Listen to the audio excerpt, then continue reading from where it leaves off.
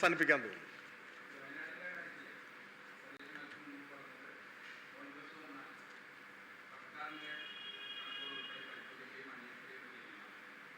അതൊക്കെ എന്തൊരു വിഡ്ഢിത്തമാണെന്ന് അറിയാം നിങ്ങൾക്ക്. ഇപ്പൊ കോൺഗ്രസ് എത്തി നിൽക്കുന്ന ഒരു വിഡ്ഢിത്തമുണ്ട്, അല്ലെങ്കിൽ കോൺഗ്രസ് എത്തി നിൽക്കുന്ന ഒരു ദയനീയമായ സാഹചര്യമുണ്ട്. കോൺഗ്രസ് ഗവൺമെന്റ് അധികാരത്തിൽ വന്നാൽ വയനാട്ടിലെ സർക്കാർ ചെലവഴിച്ച കാശും കാര്യങ്ങളൊക്കെ അന്വേഷിക്കുന്ന പറഞ്ഞത്. അതിന് കോൺഗ്രസ് അധികാരത്തിൽ വരേണ്ട കാര്യമില്ല, വിഡ്ഢിത്തമാണ് പറയുന്നത്.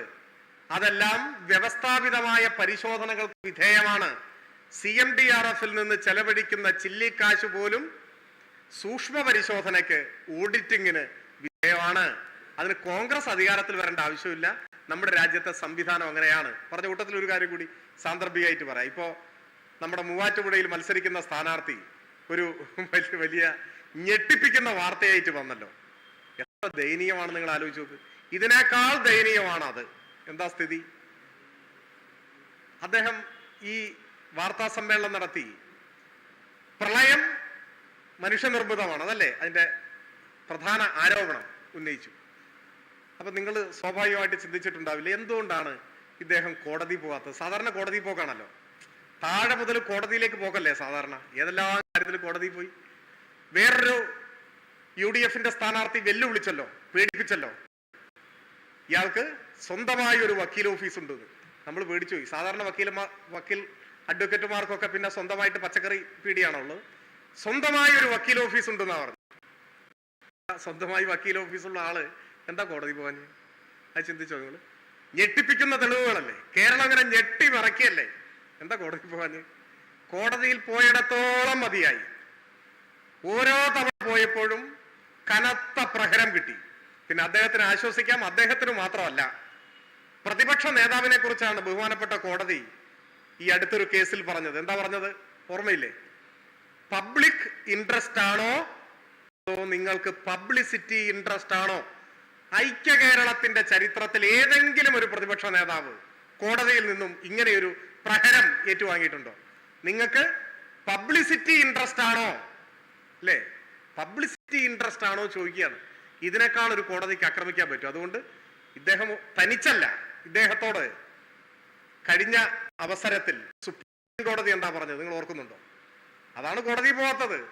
സുപ്രീം കോടതി പറഞ്ഞത് രാഷ്ട്രീയ സമരം നടത്തേണ്ടത് കോടതി മുൻപാകെ അല്ല, അതൊക്കെ വല്ല തെരഞ്ഞെടുപ്പിലും പോയിട്ട് പ്രസംഗിച്ചോന്ന്. ഇങ്ങനെ തെളിവില്ലാത്ത കാര്യങ്ങൾ, ദുരാരോപണങ്ങൾ ഉന്നയിക്കേണ്ടത് കോടതിയുടെ വിലപ്പെട്ട സമയം മെനക്കെടുത്തിക്കൊണ്ടല്ല. നീ വല്ല ത്തിലും പോയി പ്രസംഗിക്കുക എന്നാണ് പറഞ്ഞതിന്റെ സാരം.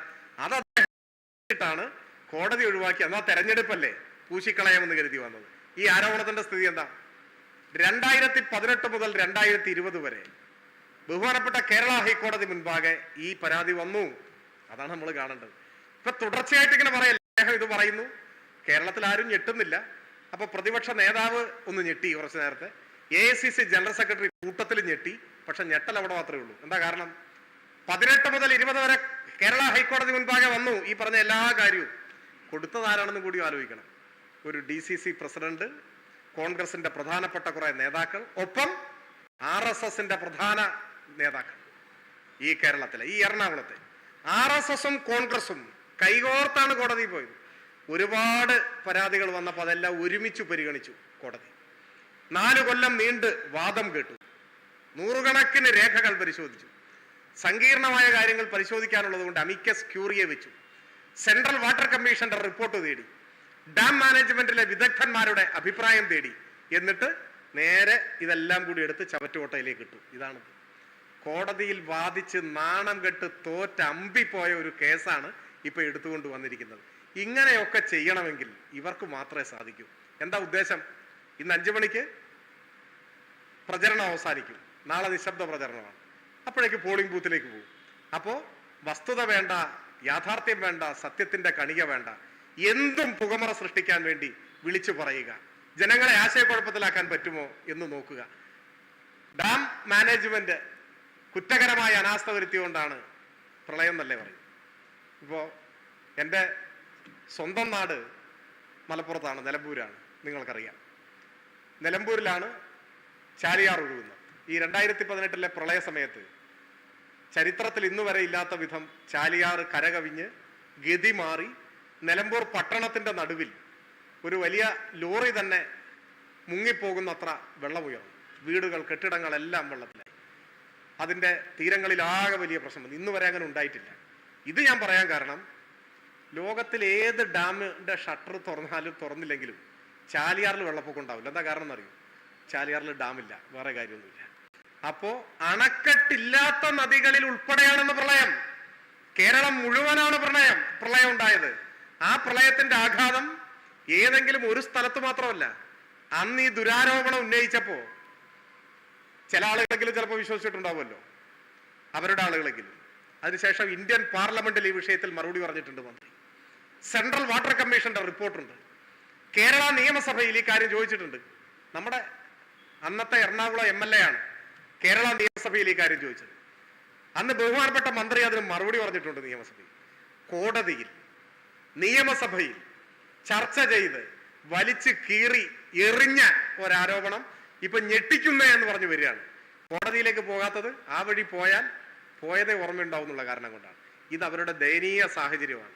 തെരഞ്ഞെടുപ്പ് അടുത്തു വന്നപ്പോൾ കോൺഗ്രസ് നേതാക്കന്മാരുടെ മാനസികാവസ്ഥ എവിടെ എത്തി എന്നുള്ളതിന്റെ തെളിവാണ്. ഇത് മാത്രം മതി കേരളത്തിലെ തെരഞ്ഞെടുപ്പിന്റെ ഒരു ട്രെൻഡ് എന്താണ് എന്നിപ്പോ മനസ്സിലാക്കാം.